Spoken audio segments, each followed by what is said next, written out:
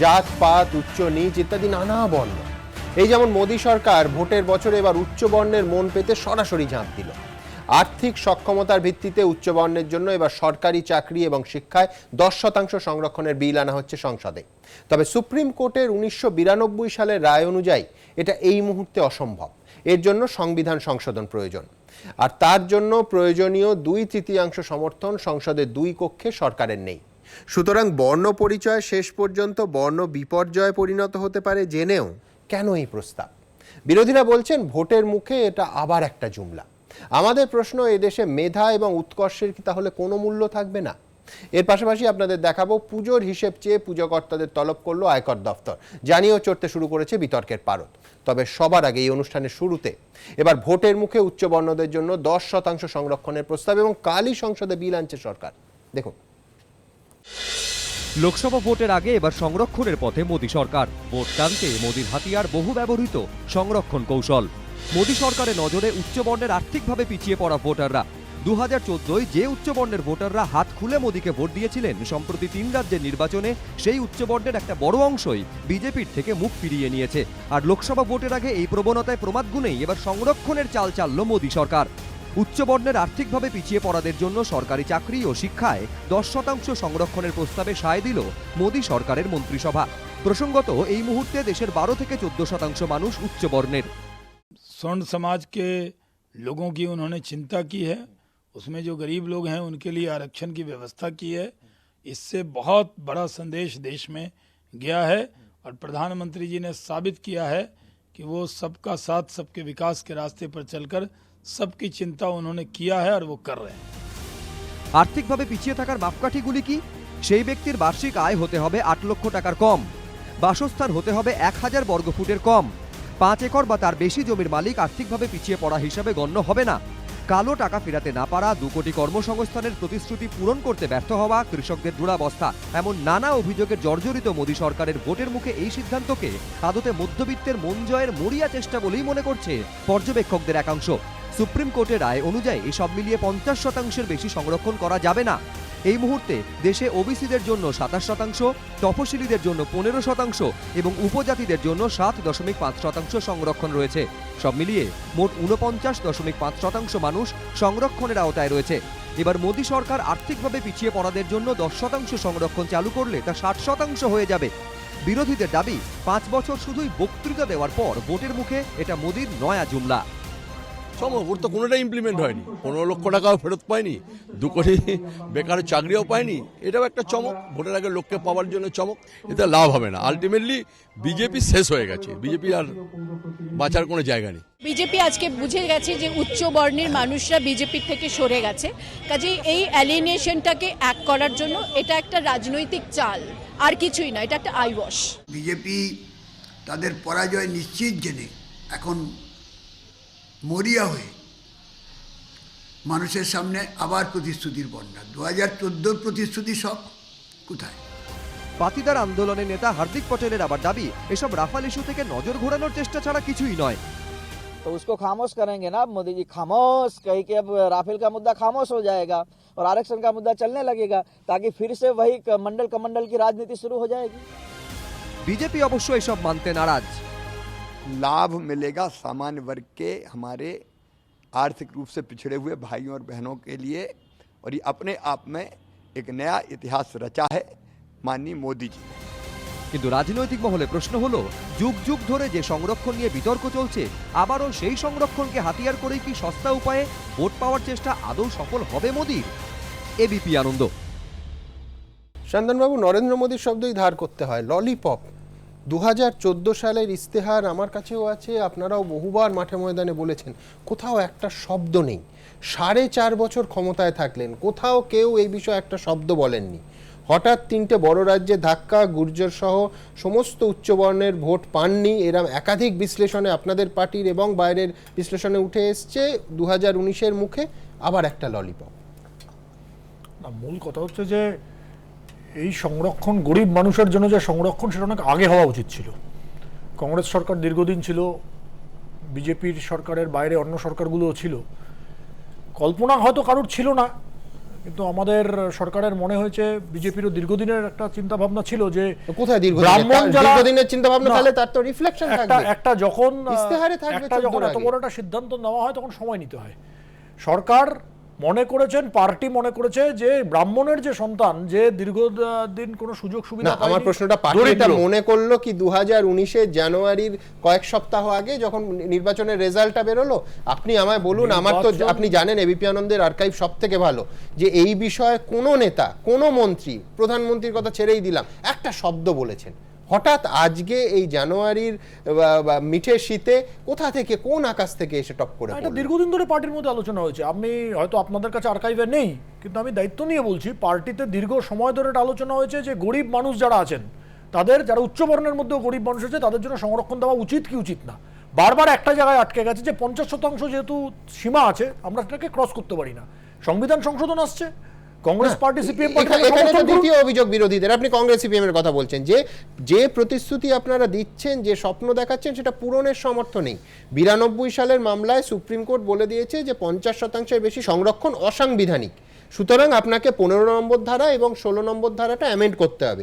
কি করে করবেন? উভয় পক্ষে টু-থার্ড মেজরিটি নেই। সমর্থন নিয়ে তো করতে চাইছি, কংগ্রেস সিপিএম তো সমর্থন করবে একে, যে গরিব মানুষের জন্য সংরক্ষণ চাই কি চায় না। কংগ্রেস, সিপিএম, বাকি তৃণমূল যদি সমর্থন না করে, মেজরিটি নেই, আমি জানি, আপনি জানি, নরেন্দ্র মোদিও জানেন, বিজেপির মেজরিটি নাও থাকতে পারে। আমরা তো চাই যে সরকার তার গুড জেস্টার, যেটা তাদের ইচ্ছা, সরকারের যেটা উইল, সেটা সরকার বলেছে। এখন বিরোধী রাজনৈতিক দল তৃণমূল হোক, কংগ্রেস হোক, সিপিএম হোক, তারা এসে তাকে সমর্থন করুন যে গরিব মানুষকে চাকরিতে সংরক্ষণ চাইছেন কি চাইছেন না। তারা যদি সমর্থন না করেন, প্রমাণ হবে গরিব মানুষের সংরক্ষণকে সমর্থন করছেন না। সুতরাং যারা সমর্থন করছেন না, তারা উচ্চ বর্ণের ভোট চাইছেন না, তারা উচ্চ বর্ণ বিরোধী। এইটা আমি শব্দটা বলছি গরিব মানুষ। আচ্ছা, বেশ, গরিব মানুষের চাকরি চাইছেন কি চাইছেন না, সমর্থন চাইছেন বিজেপি। এটা পলিটিক্যাল গেমিং, এটা নিয়ে আলোচনারই কি আছে? এই দেখছেন না, 10 দিন আগে রাজ্যসভা থেকে পালিয়ে গেল বিজেপি, ট্রিপল তালাক বিল, সেটাকে ফেস করতে পারছে না। 2/3 মেজরিটি তো ভুলে যান, সিম্পল মেজরিটি নেই বিজেপি। সেকেন্ড হচ্ছে, প্রধানমন্ত্রী গতকালকে আবার মিথ্যা প্রতিশ্রুতি দিয়ে এসছেন আসামে সিটিজেনশিপ অ্যামেন্ডমেন্ট বিল পাস করাবেন। কিভাবে পাস করাবেন? রাজ্যসভায় সংখ্যা পেশ হয়ে গেছে, পার্লামেন্টে পেশ হয়েছে। থার্ডলি হচ্ছে, আপনাকে জানিয়ে রাখি, অসম গণপরিষদ এনডিএ থেকে বেরিয়ে গেছে। আজকে যেটা নিয়ে আমরা আলোচনা করছি, এটা রাস্তার বাচ্চা ছেলেও জানে। এই দীর্ঘদিন ধরে আলোচিত হচ্ছে যে কোনোভাবেই 50%কে ছাপিয়ে যেতে পারে না সংরক্ষণ। তো মোদী সরকার, তারা পলিটিক্যাল ন্যারেটিভ তৈরি করতে চাইছে, এবং এটা গিমিক। এবং আপনাকে ডেঞ্জারাস কথাটা বলে দিই, বিজেপি কি প্রচার করছে জানেন? তারা বলছে যে যেহেতু সাংবিধানিকভাবে এটা সম্ভব না, কিন্তু তাহলেও আমরা চেষ্টা করব অন্যান্যদেরকে যেটা সংরক্ষণ দেওয়া আছে সেই কোটা থেকে বের করে আর কি সংরক্ষণ দেওয়া হবে। ওবিসিদের কাছ থেকে কেটে বের করতে হবে, এসসিদের কাছ থেকে কেটে বের করবে, এসটিদের, শিডিউল কাস্টদের কাছ থেকে কেটে বের করবে। তার মানেটা হচ্ছে যে সারা ভারতবর্ষের সামাজিক সংহতি এবং রাজনৈতিক যে স্থিতাবস্থা, সেটাকে ভয়ঙ্কর রকম ভাবে আর কি একটা দোলাচলে ফেলার মোদী সরকার। বুঝলাম, কিন্তু কাটাকাটির ব্যাপার নয়। এই সংরক্ষণ করে করে যেটা হয়েছে, আপনি অধ্যাপক মানুষ, বিভাগীয় প্রধান, আপনি বুঝবেন যে 2019-এর ভারতবর্ষের একজন ছাত্র, তার মেরিট, তার মেধার কোনো জায়গা নেই। আপনি এসসি দিয়ে দিয়েছেন 15%, এসটি দিয়ে দিয়েছেন 7.5%, ওবিসি দিয়ে দিয়েছেন 27%, বিপি সিং এর দয়ায়।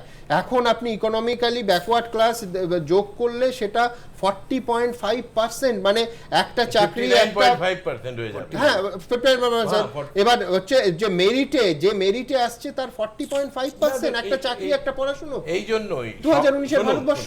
সুমন, সংরক্ষণের যে প্রয়োজনীয়তার দিকগুলি রয়েছে, সেটা ভারতবর্ষে বহুত চর্চিত এবং সেটা প্রতিষ্ঠিত, কিন্তু পাশাপাশি তার ব্যালেন্স করবার জন্য আর কি সুপ্রিম কোর্টের যে রায় রয়েছে সেই ব্যাপারে পলিটিক্যাল কনসেনসাস আছে।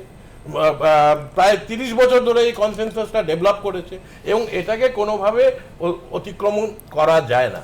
সেই জায়গা থেকে দেখতে গেলে এটা মোদী সরকারও জানে না তা নয়, তা সত্ত্বেও এটা করছে। যেটা আমি বললাম যে সিরিজ অফ ফলস প্রমিসেস সেটাকে কংক্রিটাইজ করতে চাইছে, যার মাধ্যম দিয়ে লোকসভা ভোটকে প্রভাবিত করবে। মানুষ বোকা নয় এবং আমরা এটাকে মনে করি এটা রাজনৈতিক প্রহসন। আমি বামপন্থীদের রিঅ্যাকশনে আসবো, আমি অভিরূপদার কাছে আসবো। অভিরূপদা, দ্য ফ্যাক্ট ইজ দ্যাট, সেটা হচ্ছে যে যত ভালো চিনির মোড়কেই বলুন না, একজন উচ্চ বর্ণের ছেলের বাবা একটু সামান্য ভালো চাকরি করলে যদি করে সেটা তার অপরাধ, এবং সেই অপরাধের দায় সেই ছেলের ওপর বর্তাবে। তার পড়াশোনার সুযোগ, একটা চাকরির সুযোগ, সেটা ওই 40.5% আটকে গেল। আমি বলছি এই সংরক্ষণ করতে করতে তো কার্যত 50%-এর বেশি ছাপিয়ে চলে গেল। এটা সংরক্ষণের আমি বিরুদ্ধে, এটা আমি আসছি এক মিনিট। কিন্তু তার আগে বলি, সায়ন্তনবাবু বারবার বললেন গরিব মানুষের জন্য সংরক্ষণ। এখন গরিব মানুষের জন্যই যদি সংরক্ষণ হয় তাহলে আবার উচ্চ বর্ণের কথাটা আসছে কেন? অর্থাৎ দুটোকে মেশানো হলো কেন? বিজেপির আসলে দরকার উচ্চ বর্ণকে মানে একটু ভালো গুড হিউমারে রাখা, যাকে বলে। কেন? তার কারণ বিজেপি একটা প্ল্যাটফর্ম তৈরি করেছিল, হিন্দুত্বের প্ল্যাটফর্ম, যে প্ল্যাটফর্মে দলিতরাও কিছুদিনের জন্য হলেও সামিল হয়েছিল, এবং তার ফলে ইউপি ইলেকশন মোটামুটি বিজেপি বেরিয়ে গিয়েছিল। কিন্তু আস্তে আস্তে দলিতরা বেরিয়ে যাচ্ছে। এবার উচ্চবর্ণদের তো ধরে রাখতেই হবে।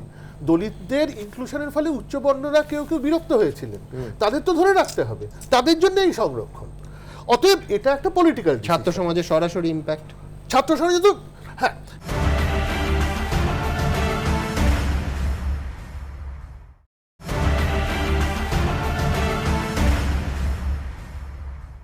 কিন্তু দ্বিতীয় কথা হচ্ছে যে যদি আমি ধরে নিই গরিব মানুষের জন্য সংরক্ষণ 66,000 টাকা পার মান্থ, এটা কি গরিব মানুষ? এরা কি রিয়েলিটির থেকে সমস্ত সংযোগ হারিয়ে ফেলেছে? কলকাতা শহরে মানুষ পায় 66,000 টাকা। আপনি ফ্ল্যাটের হিসাবটা দেখুন, 1000 স্কয়ার নিচে, 1000 স্কয়ার ফিটের নিচে কাদের কথা বলছি আমরা? এটা তো অসম্ভব, এটা তো গরিব মানুষদের জন্য নয়। আর একটা কথা হচ্ছে পশ্চিমবঙ্গে 5 একর জমি কজন মানুষের 5 একর জমি আছে? অসম্ভব। এটা কাদের জন্য সংরক্ষণ? এটা গরিব মানুষ নন। তাছাড়া আরেকটা কথা হচ্ছে যে উচ্চ বর্ণের হিন্দুদের জন্য সংরক্ষণ, অন্য ধর্মের লোকরা কি দোষ করলেন? মুসলিমদের জন্য সংরক্ষণ নয় কেন? তাদের তো সংখ্যা খুব কম না? দিয়েছে তো মমতা ব্যানার্জি, তারা কি করলেন? মমতা ব্যানার্জি সরকার না, আপনারা কেন দেবেন না? না, নিশ্চয়ই দেবে তো। দেশটা ভারতবর্ষের নাগরিক, কি মুশকিল? ভারতবর্ষের নাগরিক তো দেশটা ধরের কথাবার্তা বলছেন। চ্যানেলে বসে আপনারা খাবেন কি? দেশের ইতিহাস অস্বীকার করছেন না? ইতিহাস আপনারা দেশকে নির্বাচন করেছেন, বাদ দিলেন কি করে? কেন্দ্রীয় সরকার তার প্রতিনিধি অবশ্যই করছেন। দেখেন আপনারা তো মানুষ দূরে সরে ফেলে দিয়েছে। কংগ্রেস সরকার লজ্জা পাওয়া উচিত। কংগ্রেস দলটা উঠে গেল, কংগ্রেস দলটা উঠে গেল। আপনারা আপনাদের সভানেত্রী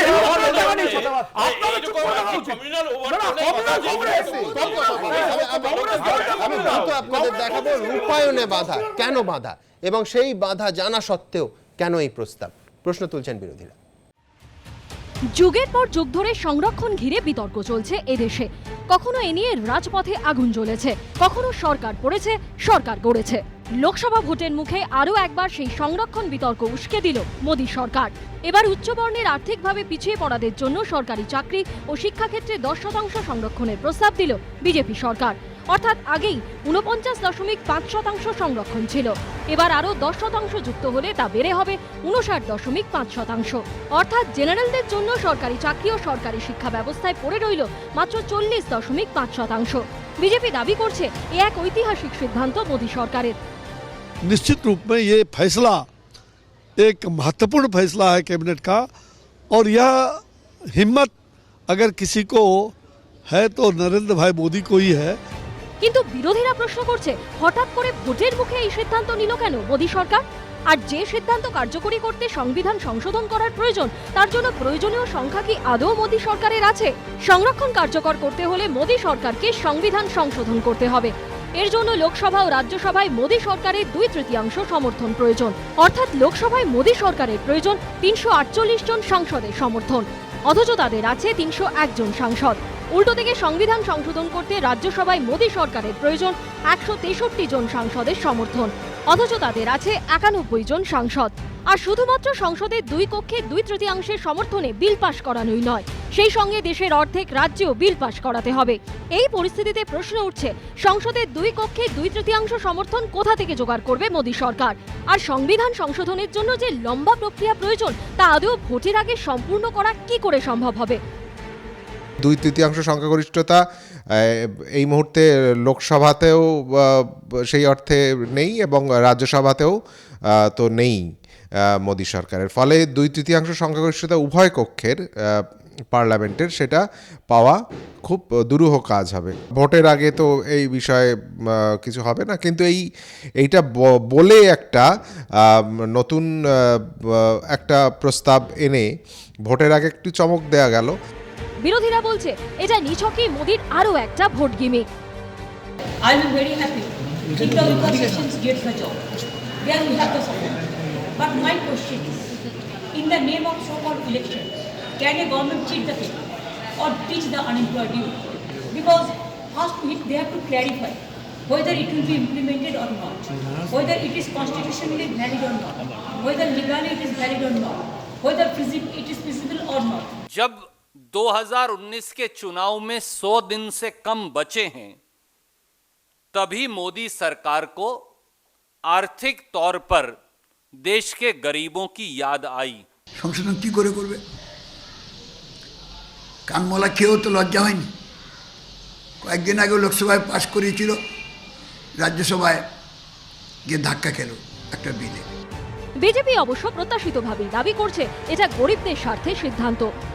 যারা বলছেন যে খুব দেরি হলো, তারা যখন 17 বছর আলোচনার পরে জিএসটি চালু হলো তখন বলছেন খুব তাড়াতাড়ি হয়ে গেছে, আর 4.5 বছরের মধ্যে সরকার যখন এটা করলো বলছে অনেক দেরি হয়ে গেছে। তারাই ঠিক করুন কোনটা ঠিক, আমরা ঠিক কাজ করেছি। সংবিধান সংরক্ষণের জন্য মঙ্গলবার সংসদে বিল পেশ করা হবে। প্রয়োজনে সংসদ অধিবেশনের মেয়াদও বাড়ানো হতে পারে বলেও সূত্রের খবর। এবিপি আনন্দ। তন্ময়দা, শুনতে অনেকের খারাপ লাগতে পারে, কিন্তু যুগে যুগে ভারতবর্ষে সংরক্ষণকে একটা রাজনৈতিক অস্ত্র, পলিটিক্যাল টুল হিসেবে ব্যবহার করা হয়েছে এবং বারবার বিভিন্ন রাজ্যে তার আগুন জ্বলেছে। সায়ন্তনবাবুর মারাত্মক কথা বলেছেন, সেটা হচ্ছে যদি পাশ হয়ে যায় বিরোধীরা সমর্থন করে খুব ভালো, যদি না পোষ, আমি শেষ বাক্যটা নিচ্ছি, যদি উচ্চবর্ণের সপক্ষে এই বিল পাশ না হয় তাহলে বিরোধীরা, দেশের মানুষ ঠিক করবেন বিরোধীরা উচ্চবর্ণের পক্ষে কিনা। না, গরিবদের পক্ষে কি নয়, গরিব বেশ, উচ্চবর্ণের গরিবদের পক্ষে কিনা। আমাদের পার্টি প্রথম দিন থেকে বলেছে সংরক্ষণের ভিত্তি হওয়া উচিত অর্থনৈতিক অনগ্রসরতা, সেটা সকলের ক্ষেত্রেই। এখন জুমলা সরকারের নতুন জুমলা সেটা হচ্ছে যে আজকের এই ঘোষণা।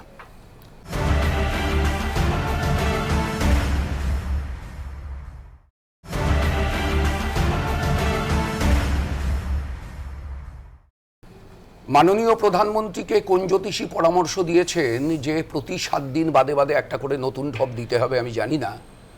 1 জানুয়ারি তারিখে তিনি বলেছিলেন যে মেহুল চোকসি নীরব মোদীদের দেশে ফেরাবেন, আর 2014 বলেছিলেন দাউদ ইব্রাহিমকে ফেরাবেন। এখন দাউদ ইব্রাহিমটা ভুলে গেছেন।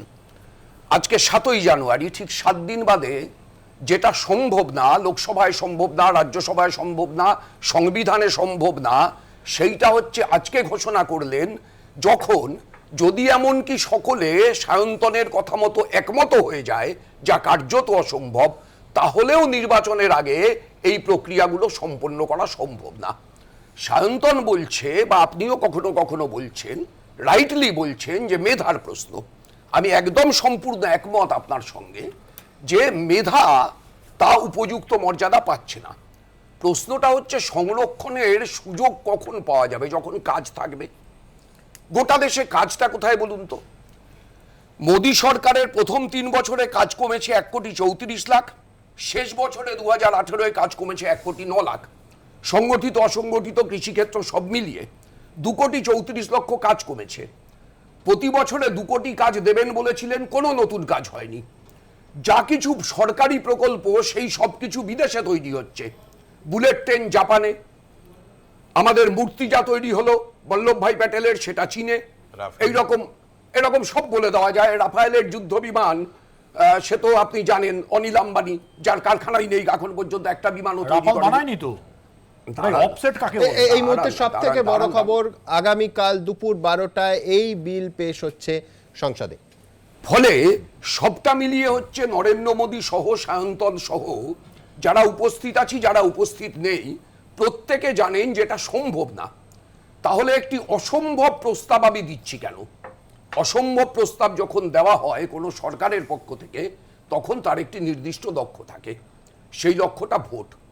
যখন 4 মাস বাদে 3 মাস বাদে নির্বাচন, তখন একটি অসম্ভব প্রস্তাব দেওয়া মানে হচ্ছে নির্বাচনটা হচ্ছে টার্গেট।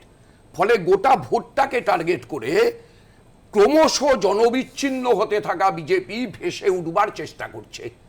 বিজেপির এই যে স্বপ্ন, ভারতবর্ষের সত্যিকারের মেধাযুক্ত যে মানুষ, যে আপনি যে ছাত্র সমাজের কথা বলছিলেন, শিক্ষিত ছাত্র সমাজ যারা ইঞ্জিনিয়ারিং পাশ করে ডোমের চাকরির জন্য এই রাজ্যের কলকাতা কর্পোরেশনে অ্যাপ্লিকেশন জমা দেয়, পিএইচডি পাশ করে ডোমের চাকরির জন্য অ্যাপ্লিকেশন জমা দেয়, আপনারাই দেখিয়েছিলেন সেই হিসেব। এই পিএইচডি পাশ করা, ইঞ্জিনিয়ারিং পাশ করা বেকার ছেলেমেয়েরা, তারা সকলে সংবিধান বোঝে, তারা সকলে লোকসভার গরিষ্ঠতা, রাজ্যসভার গরিষ্ঠতা বোঝে, এবং তারা সকলে নরেন্দ্র মোদীর চমকও বোঝে।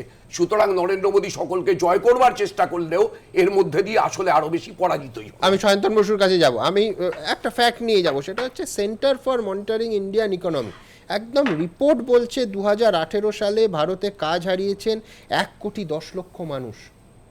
দেখুন তন্ময়দা তারপরে চাকরি পেলে তারপরে তো তার অবশ্যই আপনার কথা তন্ময়দার বলেছেন সিনিয়র পলিটিশিয়ান, ওনার মনে আছে বিশ্বনাথ প্রতাপ সিং যখন 27% সংরক্ষণ এনেছিলেন, সেটা নিশ্চয়ই আর্থিক অনগ্রসরদের জন্য ছিল না, সেটা জাতপাত ভিত্তিক ছিল। একদম বামপন্থীরা তখন তাকে সমর্থন করেছিল কি করেনি? বিবিসি কে সমর্থন করেছিল কি করেনি? আপনি সংসদে দাঁড়িয়ে বিবিসি কে সমর্থন করেছিল কি করেনি? বলা এক জিনিস, ভোট দিয়েছিল কি দেননি?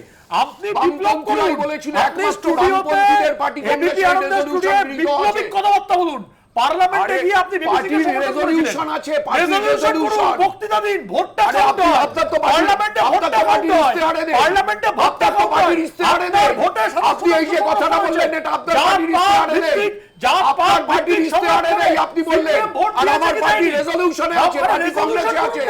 বক্তৃতা দিন, বিপ্লব করুন। পার্লামেন্টে ভোট দিয়েছিলেন বিপি সিংকে সমর্থন করে, যে 27% সংরক্ষণ যার ঠিকই তো মানছি, ঠিকই তো ঠিকই তো কন্ট্রাডিক্ট করছে। আপনার রেজলিউশন একটা ভোট কন্ট্রাডিক্ট করছে না, এই দলটাই আমরা প্রধানত চাই, ওটা এই দলটাকে কি এই পর্যন্ত হওয়াটাও ঠিক আছে। এই দলটাকে আমি আপনাকে স্মরণ করে দিই, বিজেপির সুমনদা বলেন এত চাকরি কমেছে, হয়নি, কমেনি নাকি? আমি সেটা বলছি না, কতজন পিএইচডি লোক ডোমের চাকরি করেছে সিপিএম এর আমলে, সেই সংখ্যাটাও বার করুন। তো তোমরা কি করছো? তোমরা এখানে কি করছো? বিজেপি করলেও তো চাকরি নেই, আমার পক্ষে কেউ বলতে পারছে মেনে করুন। আর্থিক সংরক্ষণ আপনারা সমর্থন করেননি, আজকে মোদী সরকার আর্থিক সংরক্ষণ এনেছে, এটাও এক প্রকার আর্থিক সংরক্ষণ। আর্থিক সংরক্ষণ না, এটা সংরক্ষণ। সুমন বাবুর কাছে যাব, আর্থিক সংরক্ষণ একটা ফ্যাক্ট যে আমি গোটা ভারতবর্ষের একটা জায়গায় 27% ওবিসি বিপি সিং যখন করেছিলেন তখন বামপন্থীরা সমর্থনই করেছিলেন, এটা নিয়ে সংশয় কোনো জায়গা মানুষ বোঝালো। কিন্তু এই মুহূর্তে আবার ভারতবর্ষে আরেকটা সেই সংরক্ষণের কাজ না, আমি পরিষ্কার বলছি যে কথাটা বিজেপি বলছে তার সঙ্গে তো বাস্তবের কোনো মিল নেই। একটু আগে অভিরূপদা যে বক্তব্য রাখলেন সেটা পরিষ্কার। ধরুন 66,000 টাকা যে মাসে মাইনে পায়, সে কি আদৌ মানে গরিব মানুষ? আমি জানি না, কারণ এই কিছুদিন আগে ইউপিএ আমলে বিপিএল এর লেভেল ছিল 27 টাকা আর 32 টাকা।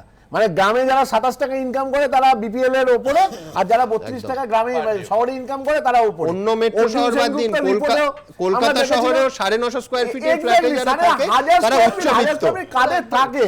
এটা অর্থাৎ বোঝা যাচ্ছে যে এটা হচ্ছে যে ওই প্রতিশ্রুতি, ওই যে নরেন্দ্র মোদী বলেছিলেন যে বছরের 1000 স্কয়ার ফিটের ফ্ল্যাট, সেটা আপনি 50 টাকার নিচে পাবেন না। সাধারণ দরিদ্র মানুষের কাছে 1000 স্কয়ার ফিটের ফ্ল্যাট আছে, আপনি ভাবতে পারবেন না। তা 2 কোটি চাকরি দেবো, আলটিমেটলি বলছে 15 লক্ষ চাকরি হয়নি, চাকরির সংখ্যা ক্রমশ কমেছে। শুধু 2018-তে 1,09,00,000 শ্রমিক চাকরি হারিয়েছে। গোটা ভারতবর্ষ জুড়ে কি দেখছি, 2014 থেকে মানে আপনার এনসিআরবি রিপোর্ট বলছে চাকরি কতজন 2014 থেকে 2015 42% কৃষকের মৃত্যু বেড়েছে। আজকে সারা ভারতবর্ষ জুড়ে কৃষক অসন্তোষ, সারা ভারতবর্ষে চাকরি নেই। বাংলায় কৃষক মারা গেছে, আজকে যে বাংলায় ঘটনাগুলো ঘটছে, পশ্চিমবঙ্গে কৃষকের আয় 3 গুণ বৃদ্ধি পেয়েছে। নরেন্দ্র মোদী ঘোষণা করেছিলেন না 2022-এর মধ্যে আমি আবার কৃষকের আয় 2 গুণ সংরক্ষণে করার পশ্চিমবঙ্গ সরকার এর মধ্যে 3 গুণ বৃদ্ধি প্রাপ্ত করেছে। এবং বিজেপি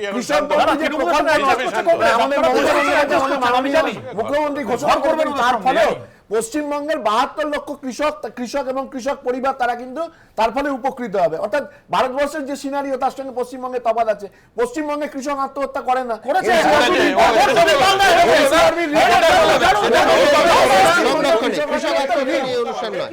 আমি বিশ্বনাথ বাবুর কাছে, বিশ্বনাথ বাবু কতটা উপকার হবে, মানে ঠিক যে ভেবে এই প্রতিশ্রুতি এবং কালকে বা রাজ্যসভার মেয়াদ একদিন বাড়ানো হলো, 12টায় এই বিল প্লেস করা হচ্ছে লোকসভায়, আমি বলছি কতটা? আমরা দেখেছি এর আগে গুজ্জার সম্প্রদায়ের ভোট একেবারে সরে গেছে, মুখ ঘুরিয়ে নিয়েছে, কিন্তু এই যে উচ্চবর্ণের আর্থিক বেসিসটা করা হলো, এর ভেতরে গুজ্জার ঢুকছে, ভূমিহার ঢুকছে, জাট ঢুকছে, বানিয়া ঢুকছে, আমি বলছি বিপুল পরিমাণ ভারতবর্ষে, মানে আমি সংখ্যার বিচারে বিপুল, মানে আমি বলছি এ যদি লাগে এ তো মাস্টার স্ট্রোক হতে পারে। আমি আপনাকে বলছি, আমি কনস্টিটিউশন যতটুকু আমি বুঝি, মানে আপনি যদি উচ্চবর্ণের হিন্দুকে শব্দটা ইউজ করেন, সংবিধানের স্পিরিট কিন্তু তা নয়। সংবিধান বলেছে যে পিছিয়ে পড়া জাতিদের জন্য অন্তর্ভুক্তি করা যেতে পারে। এবার পিছিয়ে পড়া ক্লাস বা কাস্টের যে ডেফিনিশন, সেটা হিস্টোরিক্যাল জায়গা থেকে টানা হয়, মানে যারা অস্পৃশ্য, যারা সমাজের বহু বছর ধরে পিছিয়ে থাকা, উচ্চবর্ণকে ব্রাহ্মণের গরিব হতে পারে, তাকে কনস্টিটিউশনাল প্রভিশন আপনি ফেলতে পারবেন কিনা, আই হ্যাভ এ ডাউট, আমি সিরিয়াস ডাউট রাখলাম এখানে। দ্বিতীয় যে বিষয়টা, এক একটা নির্বাচন হয়, আপনি যদি, আমরা যেন নির্বাচন চর্চা করি, নির্বাচন হওয়া মানে হলো জাত ধর্ম বর্ণকে নতুন করে আবার চাগিয়ে তোলা, সমাজটাকে আবার বিভাজিত করা। ধরুন আপনার স্টুডিওতেই কয়েকদিন আগে আপনি একটা শো করতে হয়েছে, কি সের উপর, মতুয়াদের উন্নয়নের জন্য একটা পরিষদ তৈরি করতে হবে, মমতা বন্দ্যোপাধ্যায় ঘোষণা করলেন। আলাদা করে কেন? আপনি তো ইনক্লুসিভ ডেভেলপমেন্ট করছেন, হঠাৎ মতুয়াদের জন্য আপনাকে ভাবতে হচ্ছে কেন, জাত একটা আলাদা করে ভাবতে হচ্ছে কেন? কারণ ওই ভোটের রাজনীতি আলাদা করে আপনি তাকে অ্যাড্রেস করতে চাইছেন, যাতে ইন ব্লক ভোটটা আপনার দিকে আসে। নরেন্দ্র মোদী পরিষ্কার 3টে রাজ্যে হেরে গেছেন, 3টে রাজ্যে হেরে গিয়ে যে উচ্চবর্ণের ভোটাররা তার থেকে সরে গেছে, এবং অন্যদিকে উত্তরপ্রদেশ তার পাখির চোখ, অখিলেশ যাদব এবং মায়াবতী যেই মুহূর্তে জোট তৈরি করেছে, তিনি নিশ্চিত হতে চাইছেন যে উচ্চবর্ণের ভোটটা যাতে মানে অ্যাসিওর্ড হয়, কংগ্রেসের কাছে না যায়। ফলে খুব স্ট্র্যাটেজিক্যালি এই মুভটা তিনি নিয়েছেন যে হিন্দি এলাকাতে, হিন্দি হার্টল্যান্ড এলাকাতে তার যে ভোট ব্যাংক, পুরনো ট্র্যাডিশনাল হিন্দু ভোট ব্যাংক, সেইটাকে ধরে রাখবার জন্য এই কৌশল। এবং আমরা সকলেই জানি আপনি পার্সেন্টেজের হিসেবে যদি এই ভূমিহার, জাট, বানিয়া, গুজ্জারদের একটা ব্লকে ধরেন এবং সেটা যদি বিজেপির দিকে আবার ঘুরে যায় কংগ্রেসের দিক থেকে, আমি বলছি আমি আবারও ক্লিন সুইপ হবে 4 রাজ্যে। আবারও আপনাকে বলছি, এর কিন্তু একটা নেগেটিভ কনসিকুয়েন্সও আছে। কি? সেটা হলো যেই মুহূর্তে আপনি হিন্দুদের জন্য আলাদা করে, মানে উচ্চবর্ণের হিন্দুদের জন্য আপনি সংরক্ষণে যাচ্ছেন, সেটা দলিত, ওবিসি, মাইনরিটি তারা কি চোখে নিবে, আপনি কিন্তু এই রসায়নটা আপনি জানেন না। আপনি তো শুধু পাটিগণিত করছে সংরক্ষণে যাচ্ছেন, কিন্তু এর যে মানে কেমিক্যাল রিয়াকশন হতে পারে বা এর যে একটা রসায়ন থাকতে পারে, অর্থাৎ আমি তর্কের খাতিরে ঢুকছি যে বিজেপির মাইনরিটি ভোট হেডেক নয়, না বাদ দিয়েই সেই হিসেব আপনি করছেন। যেই মুহূর্তে উচ্চবর্ণে যাবেন, মায়াবতী তো বলতে চাইবে যে আপনাদের জন্য সংরক্ষণ দিয়েছে, দলিত সম্প্রদায় আপনাদের জন্য সংরক্ষণ দিয়েছে, ওটা উচ্চবর্ণে সহ্য হচ্ছে না। ফলে আপনি তো নির্বাচনী প্রচারটা বুঝতে পারছেন যে এর অ্যান্টিথিসিসটা মায়াবতী বা অখিলেশ যাদবরা বলবে।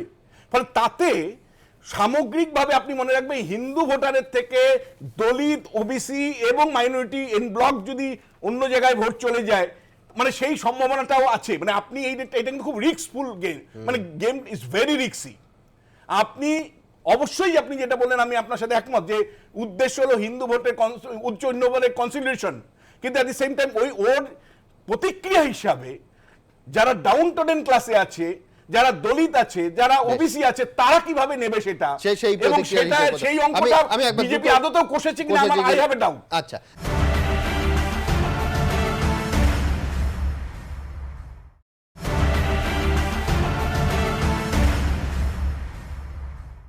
আমি লাস্ট একটা বলছি, আপনার পাশের রাজ্য, আপনার পাশের দেশ মানে বাংলাদেশ, এই বাংলাদেশে কয়েক মাস আগে, জাস্ট কয়েক মাস আগে 30% ওদেরও চাকরিতে এবং ইয়েতে সংরক্ষণ ছিল এডুকেশন লাইনে।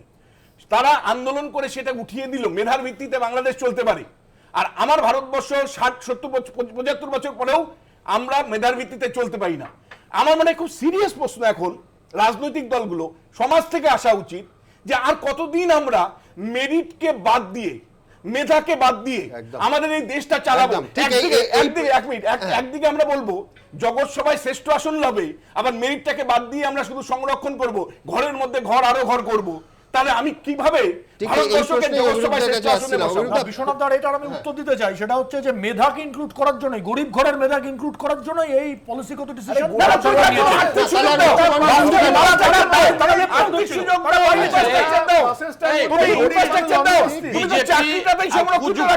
সহাবস্থান করে বিজেপির সঙ্গে যুক্তির কোন সম্পর্ক থাকতে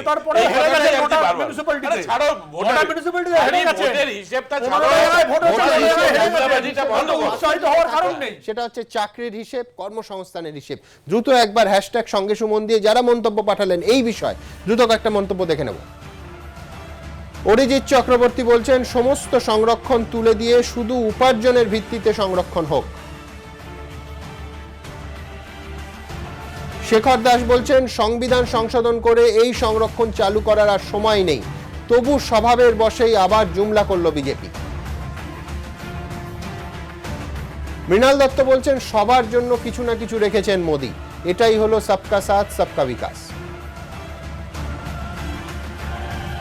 মিলন সেন বলছেন সব ধরনের সংরক্ষণই খারাপ, এতে মেধার মূল্য থাকে না। সোমব্রত মিত্র লিখছেন উচ্চ বর্ণের ছাত্রের বাবার আয় আর একটু বেশি হলে সেটা কি অপরাধ, আর ছেলেটি তার জন্য ভুগবে কেন?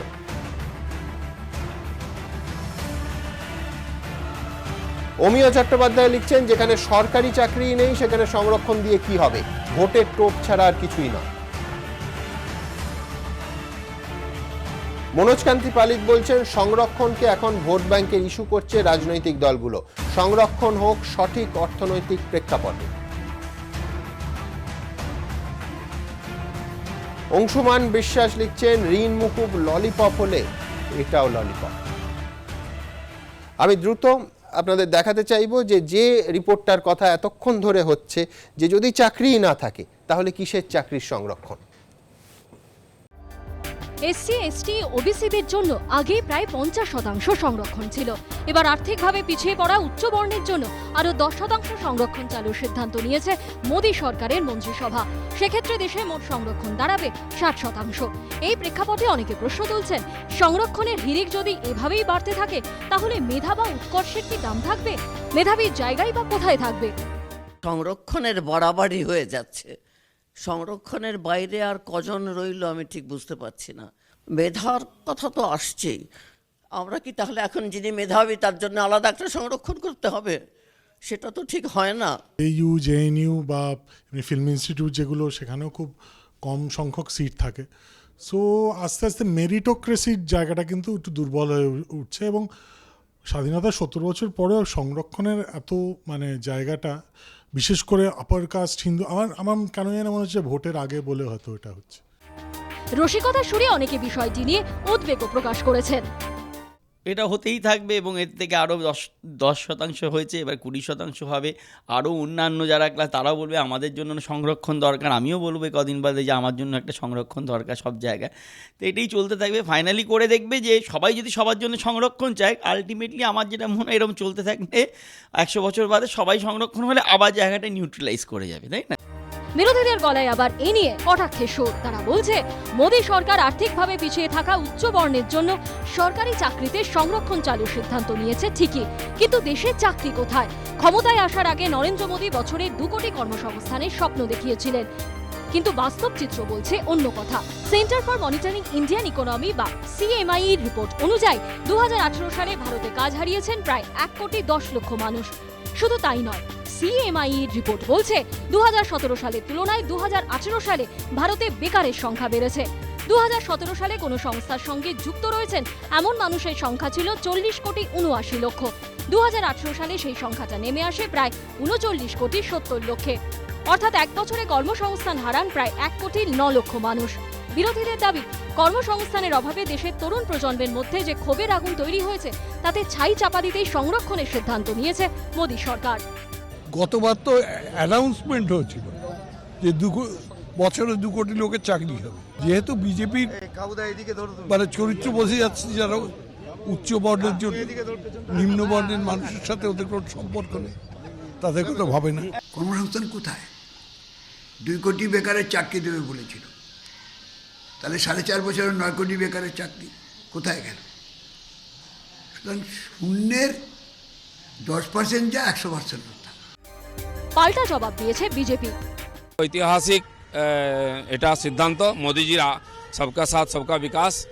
যারা বলছেন যে খুব দেরি হলো, তারা যখন 17 বছর আলোচনার পরে জিএসটি চালু হলো তখন বলছেন খুব তাড়াতাড়ি হয়ে গেছে, আর 4.5 বছরের মধ্যে সরকার যখন এটা করলো বলছে অনেক দেরি হয়ে গেছে। তারাই ঠিক করুন কোনটা ঠিক, আমরা ঠিক কাজ করেছি। সব মিলিয়ে লোকসভা ভোটের আগে সংরক্ষণের সিদ্ধান্ত ঘিরে জাতীয় রাজনীতি এখন তোলপাড়। এবিপি আনন্দ।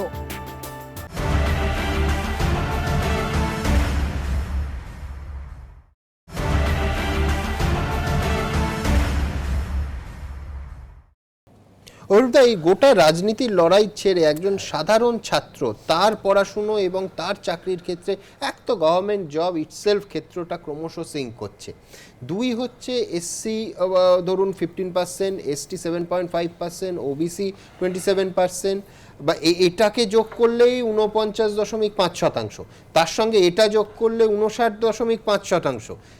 আবার বলছি মেরিটে পড়ে থাকছে সেই 40.5%, সেইটা নিয়ে গুতগুতি। কোথায় যাচ্ছে দেশ? হ্যাঁ, এটা প্রথম কথা হচ্ছে যে সংরক্ষণ, যে কোনো সংরক্ষণ প্রতিযোগিতার বিরোধী, একদম কম্পিটিশনকে একদম গলা টিপে খুন করে ফেলে। এখন তাতে অসুবিধাটা কি? কম্পিটিশনের ফলে এক ধরনের এফিসিয়েন্সি আসে, একটা দক্ষতা আসে, সেইটা নষ্ট হয়ে যাচ্ছে।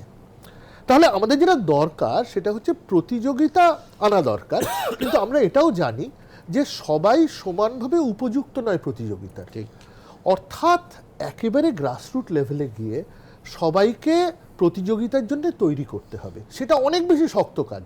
তার থেকে সেটা না করে সরকার যেটা করেন রিজার্ভেশন করে দেন।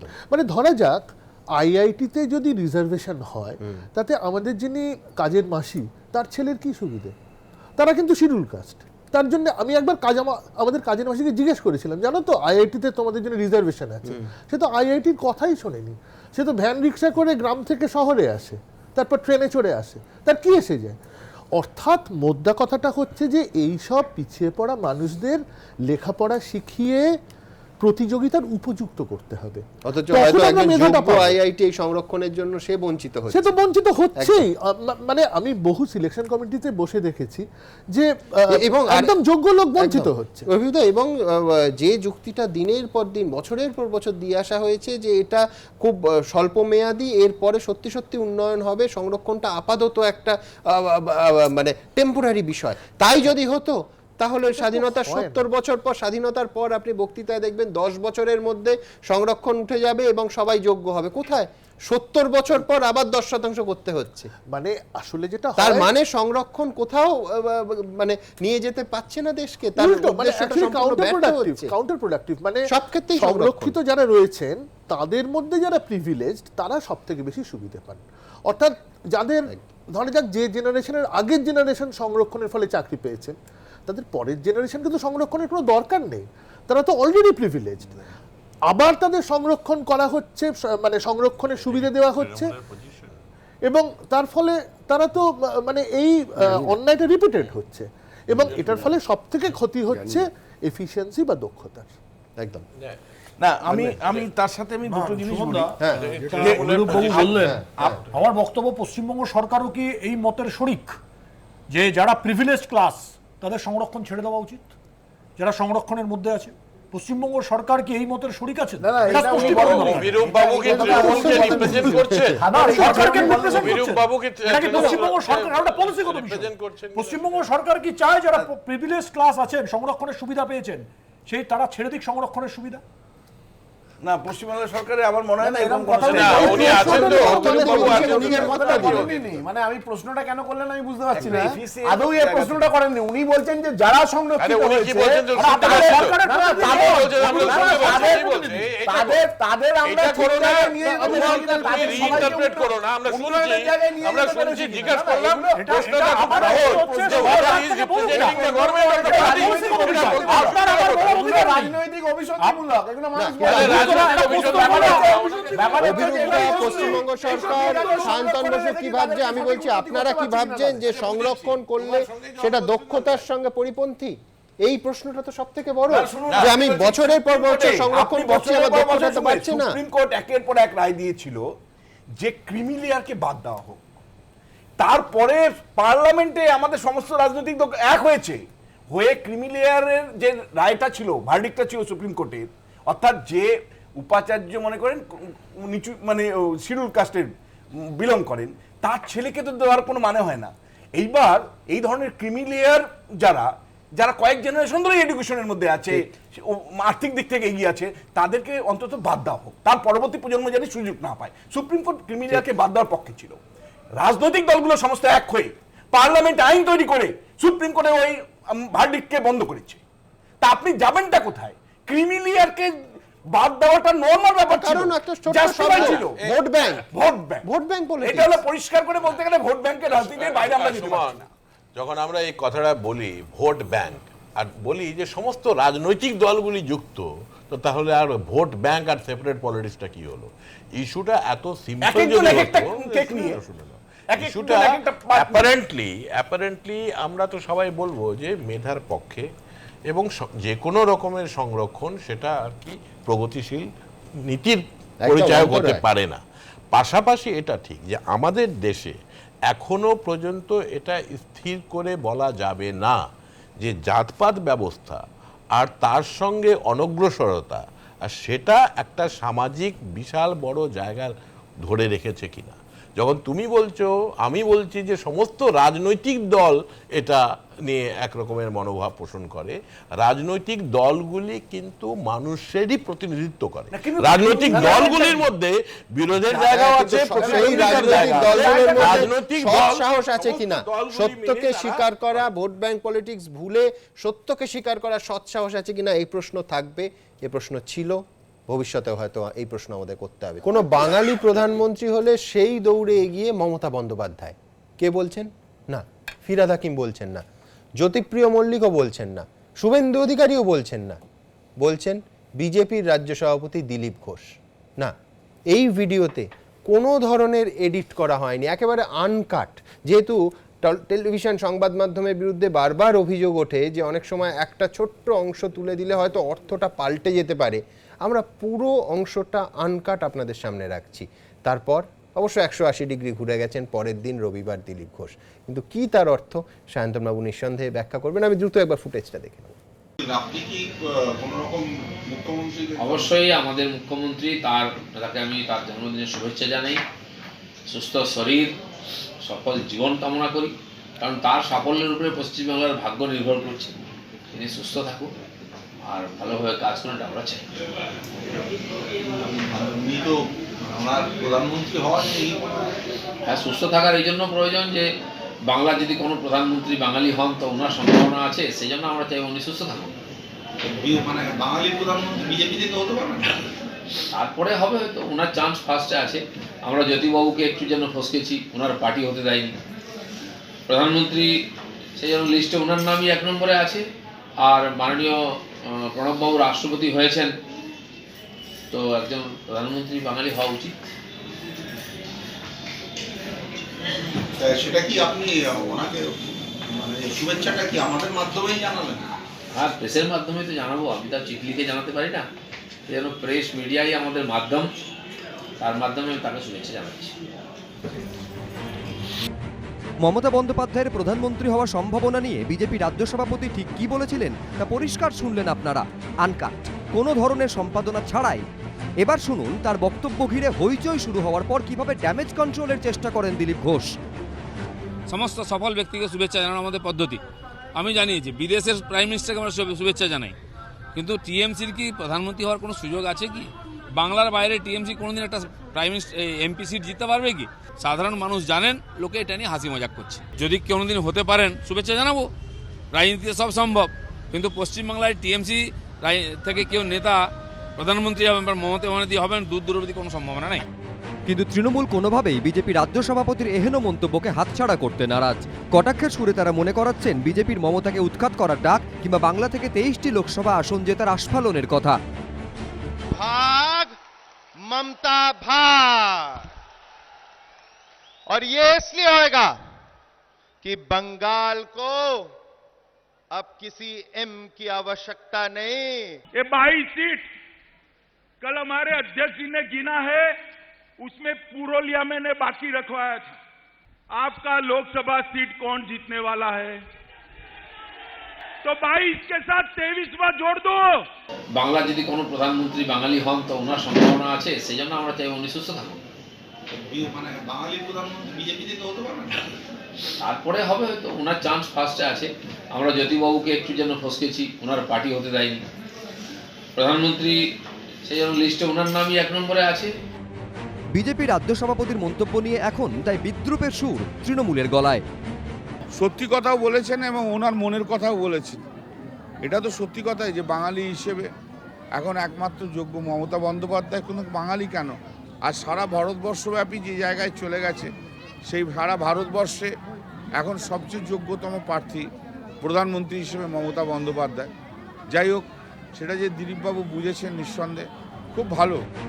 তৃণমূল এ ব্যাপারে বিজেপিকে কটাক্ষ ছুড়ে দিলেও দিলীপের মন্তব্যকে হাতিয়ার করে ফের তৃণমূল ও বিজেপির গোপন আতাতের অভিযোগে সরব হয়েছে বাম ও কংগ্রেস। দিলীপ ঘোষ যখন বলেছে, বুঝতে পেরেছে নরেন্দ্র মোদী প্রধানমন্ত্রী হতে পারবেন না, তখন তার সেকেন্ড চয়েস হিসেবে মমতা ব্যানার্জি ঠিক করে নিয়েছে। ঝুলি থেকে বেড়াল বেরিয়ে পড়েছে।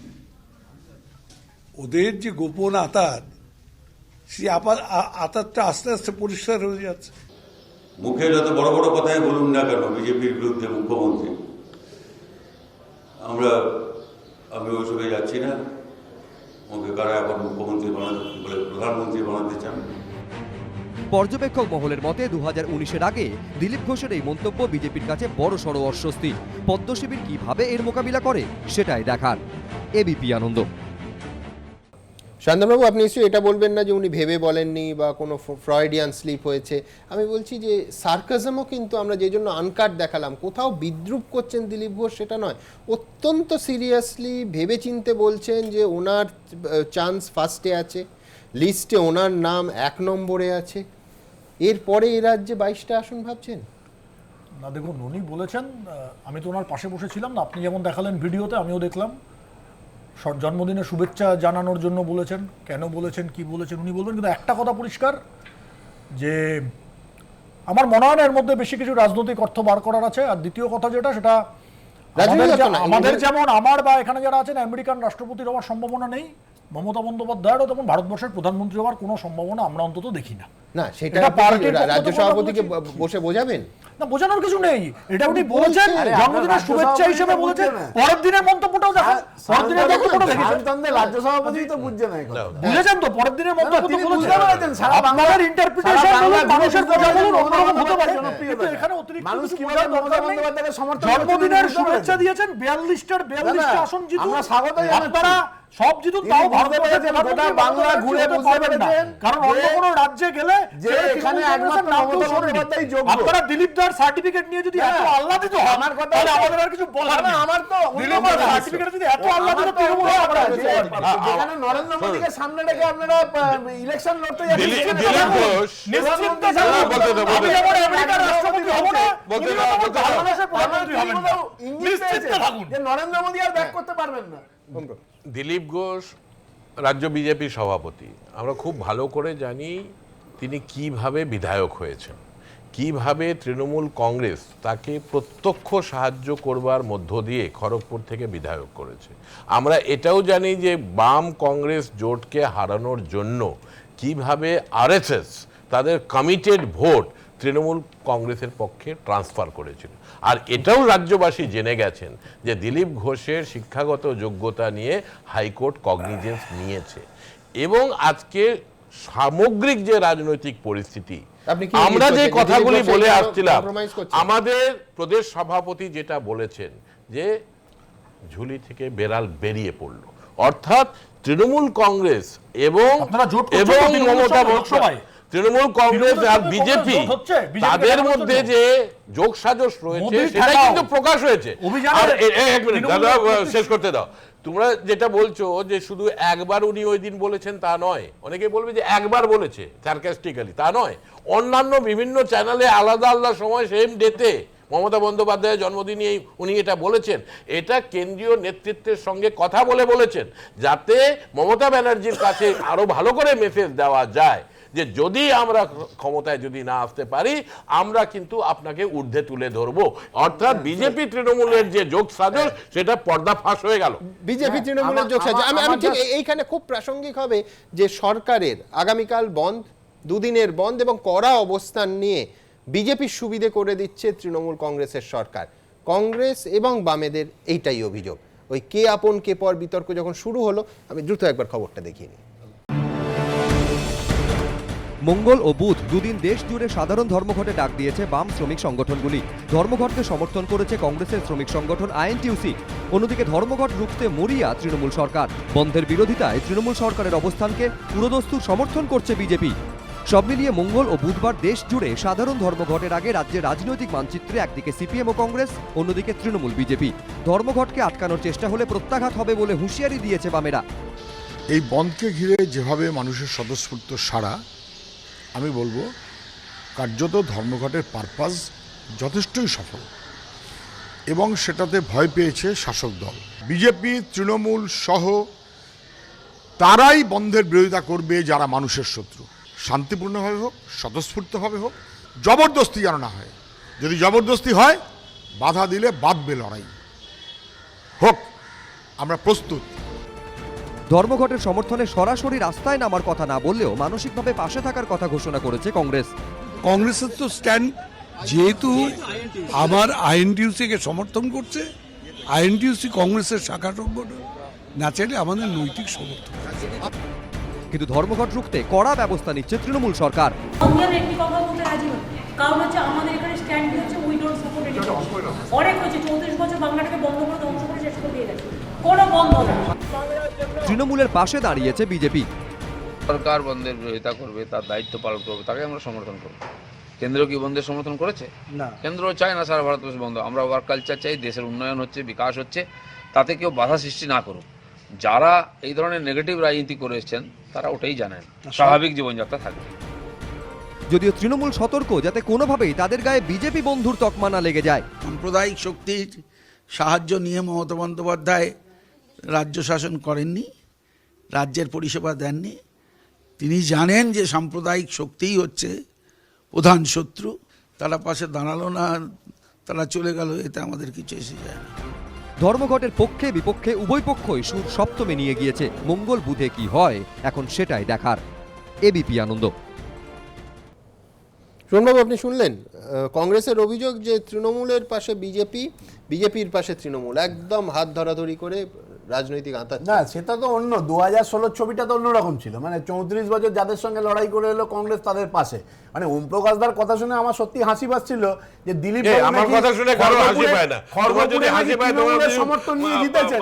কিন্তু এটা তো আমরা নিশ্চিত, ওটা নিয়ে সন্দেহ আছে। উনি যে কথাটা বলেছেন সেটা নিয়ে সন্দেহ আছে। কিন্তু ধরুন ভবানীপুরের দেয়ালে যান লেখা নামটা কেটে দিল, সেটা তো আর তৃণমূল কংগ্রেস করেনি। মানে ওম প্রকাশদার নামটা যখন প্রায় ঘোষণা হয়ে গিয়েছিল ভবানীপুরে লড়াইয়ের জন্য, তখন সেই দেয়াল থেকে যে নামটা কাটা দিল সেটা কিন্তু তৃণমূল কংগ্রেস জোটের প্রার্থী হিসেবে লড়বে। আপনার সঙ্গে জোটের প্রার্থী হিসেবে আজকের মধ্যে পরিষ্কার। আজকে ধরুন এই যে একটু আগে তন্ময়দা বলছিলেন সঠিকভাবে যে 2018-তে 1,09,00,000 শ্রমিক কাজ হারিয়েছে। আপনি বলতে পারবেন যে 8-9 তারিখে বন্ধের পরে আগামী 10 তারিখ 10ই জানুয়ারি ওই 1,09,00,000-এর মধ্যে 1 কোটি মানুষের চাকরি ফিরে আসবে। আজকে যে লড়াইটা, যে দাবিগুলো আছে, দাবিগুলো যুক্তিযুক্ত, কিন্তু দাবিগুলো পূরণের জন্য যে পথটা দীর্ঘদিন ধরে পশ্চিমবঙ্গে তন্ময়বাবুরা অনুসরণ করে এসেছিলেন, তার ফলে পশ্চিমবঙ্গের শিল্প যেমন শুকিয়েছে, বেকারত্ব তেমন বেড়েছে। আজকে ধরুন 55,000 কলকারখানা গত 34 বছরে বন্ধ হয়েছে, তার দায়রা কাঁধে। এই যে ধরুন এই যে বনটা আস্তে আস্তে পশ্চিমবঙ্গের বুক থেকে একেবারে সরে যাচ্ছে, কর্মদিবস একটা নষ্ট হয় না।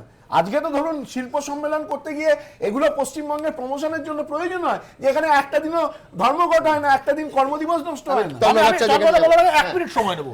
শিল্প সম্মেলন করুন, প্রমোশন করুন, তাও এশিয়ান পেন্টস বন্ধ হয়ে গেছে আপনাদের আমলে, হিন্দ মোটর বন্ধ হয়ে গেছে আপনাদের আমলে, বন্ধ হয়ে গেছে আপনাদের আমলে।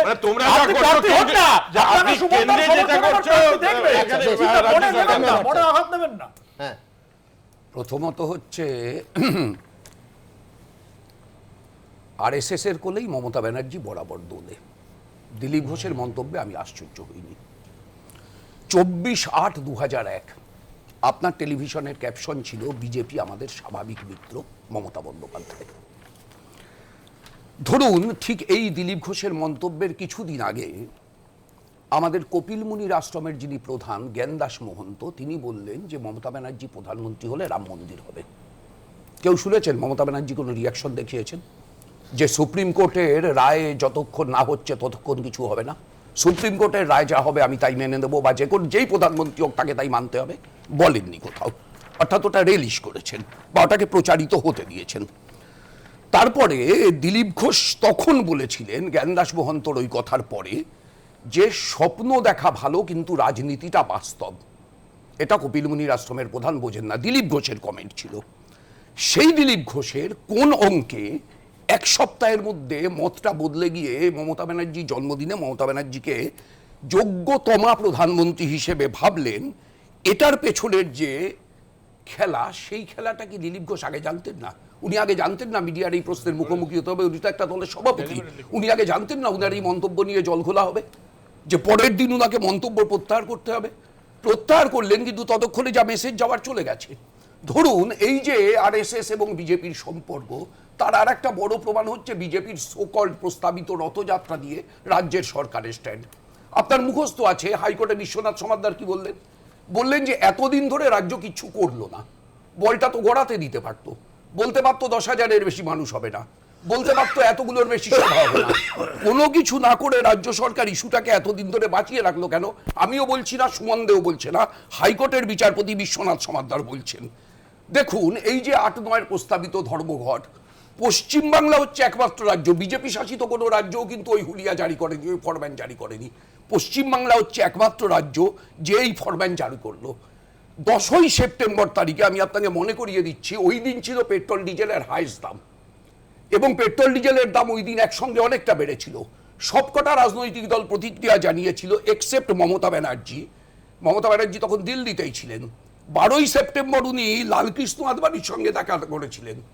12ই সেপ্টেম্বরই সুমিত্রা মহাজন নারদার জন্য যে এথিক্স কমিটি, সেই এথিক্স কমিটিকে পুনর্গঠন করেছিলেন। 3 বছর কমিটির একটাও মিটিং না করা লালকৃষ্ণ আদবানিকেই আবার কমিটির চেয়ারম্যান করেছিলেন। এই লালকৃষ্ণ আদবানিকেই মমতা ব্যানার্জি রাষ্ট্রপতি হিসাবে দেখতে চেয়েছিলেন। মনোজ উপাধ্যায় ভদ্রেশ্বরের চেয়ারম্যান খুন হয়ে গেছিল, আপনাদের মনে আছে। দিলীপ ঘোষ মন্তব্য করেছিলেন উনি আরএসএস এর পুরনো কর্মী, অনেকদিন উনাকে চিনি, উনি তৃণমূল কংগ্রেসের কর্মী, রামনবমীরও মিছিল করেছেন, হনুমান জয়ন্তীরও মিছিল করেছেন। এবং এটা এভরিবডি নোজ যে 2016 বিধানসভা নির্বাচনে আরএসএস মমতা ব্যানার্জিকে সমর্থন করেছে, সেটা উমা ভারতী থেকে শুরু করে আরএসএস এর নিচের তলার নেতারা সবাই বলেছেন।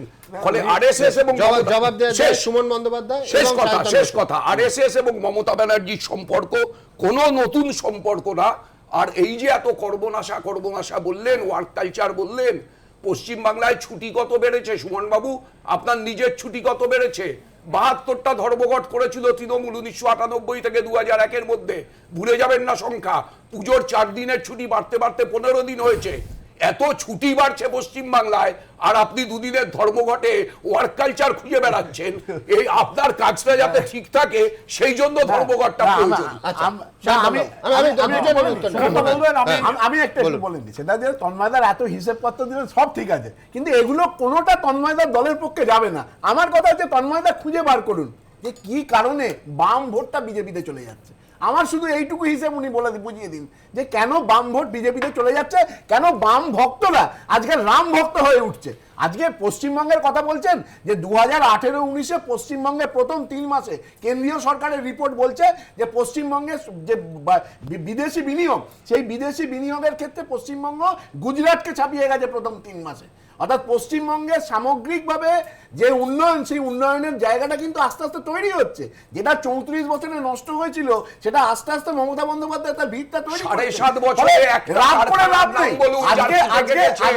আজকে বিজেপি স্বৈরতন্ত্রের বিরুদ্ধে লড়াইটা হোক, বিজেপি স্বৈরতন্ত্রের বিরুদ্ধে লড়াইটা হোক, কারণ এই লড়াইটা মমতা বন্দ্যোপাধ্যায় করছে। একটা কারখানার নাম বলুন মমতা ব্যানার্জি জিতে কেটেছে, মানুষের কাছে বিশ্বাসযোগ্যতা মমতা ব্যানার্জি জিতে কেটেছেন একটা কারখানার নাম।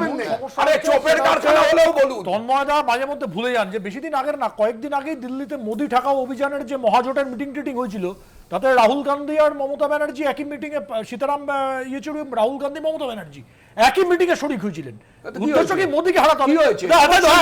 কি হয়েছে? অবশ্যই এক হবেন, অবশ্যই এক হবেন। তৃণমূলের সঙ্গে অবশ্যই হারাতে হবে, মোদিকে হারাতে হবে, অবশ্যই হারাতে হবে। মমতা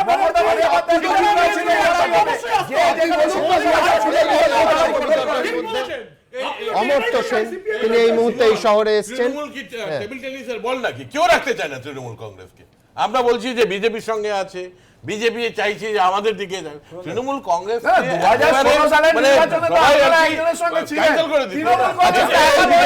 আমি দ্রুত দেখব অর্থনীতিবিদ অমর্ত্য সেন এবং আমাদের রাজ্যের প্রাক্তন রাজ্যপাল গোপাল কৃষ্ণ গান্ধী তীব্র ভাষায় সমালোচনা করলেন মোদী সরকারকে। অসহিষ্ণুতার পর মন্দির ইস্যু, ফের নাম না করে মোদী সরকারের সমালোচনায় সরব অমর্ত্য সেন। লোকসভা ভোটের আগে বিজেপি যখন রাম মন্দির ও শবরীমালা ইস্যুতে কোমর বেঁধে মাঠে নেমেছে, তখন নাম না করে তা নিয়ে মুখ খুললেন নোবেলজয়ী অর্থনীতিবিদ অমর্ত্য সেন। সোমবার এশিয়াটিক সোসাইটির একটি অনুষ্ঠানে তিনি বলেন, লোকসভা ভোটের আগে মূল ইস্যু হওয়ার কথা গ্রামীণ অঞ্চলের উন্নয়ন, অথচ বাস্তবে হচ্ছে অন্য কিছু।